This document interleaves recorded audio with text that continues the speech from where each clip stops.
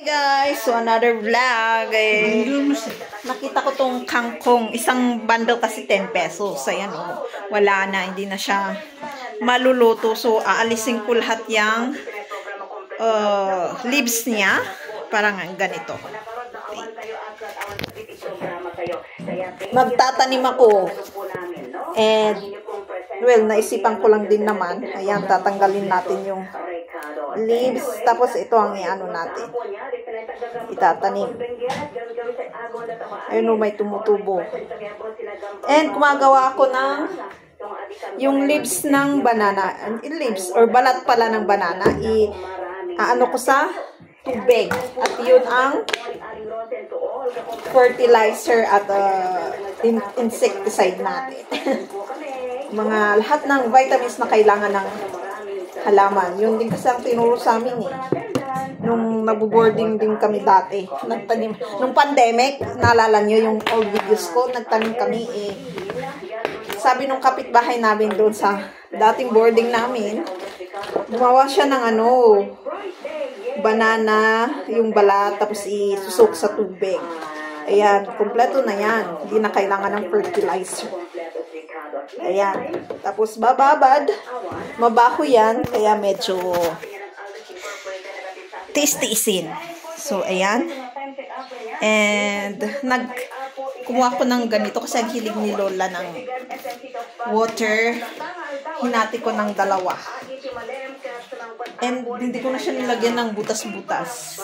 And, dito ko siya nilagay. Ayan sakto may lupa doon Doon. Asan ba yun?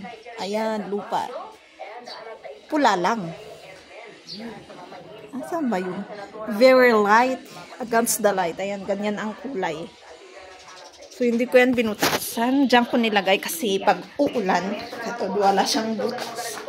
Para makontrol din ang ating ididiligayan. Isisibog sana, sasabihin ko. Habang wala rin tayo ginagawa. Tutuloy natin tong alisin yung labs ng iba. Ay, saktong. Yan. Yung ganyan natin. Yung matigas-tigas na. Oo.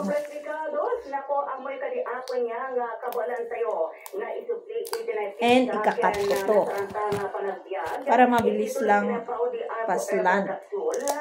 Mabilis yung pero tubig sa Diba pag maglalagay ka ng yung matigas ang lagay ko. Maglalagay ka ng halaman sa vase, kailangang slant. Yan. Kasi pwede din naman to sa lupa Ganito lang din yung tinanim namin noon. So, habang nag-ano din ng hobby, habang nag-stay, naganap ko yan high blood, diabetes, nakasod niya immune system. Okay. Pero kung alam niyo po na at-risk po kayo sa naturang mga sakit, alin po natin yan dahil po sa kanyang sinon, dahil sa kanyang quercetin na nagpapabalakas po sa ating immune system.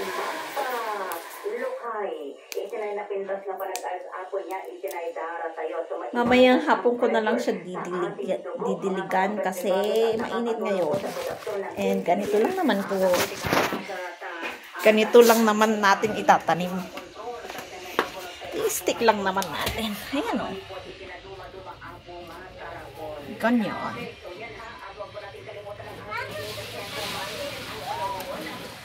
Medyo natin.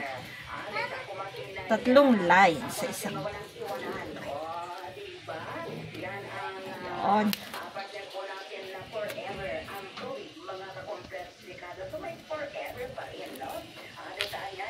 Medyo nga wait.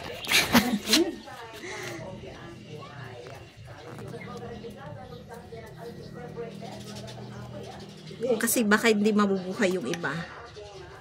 medyo kumpul-kumpul natin ilagay. Ayan. Ayan, ganyan lang yan. And mamaya suki. Mamaya didiligan natin yan. So, guys, try nyo rin. Tapos gumawa din kayo ng pangdilig nyo na ganito. Habang mabababa din yan. Hanggang hapon. So, lahat may gamit. Kahit balat ng ibang halaman. O, diba? So, habang ano din, wala masyadong ginagawa. So, thank you for watching. Don't forget to subscribe, click the notification, comment if you want, and share. And of course, para maiwasan din yung ano, mga natatapon na basura dyan. O, diba? Nagagamit din sa ibang paraan. At kung gusto nyong magtanim sa building na walang lupa, diba? At gustong laging fresh ang kakainin, o diba? May paraan.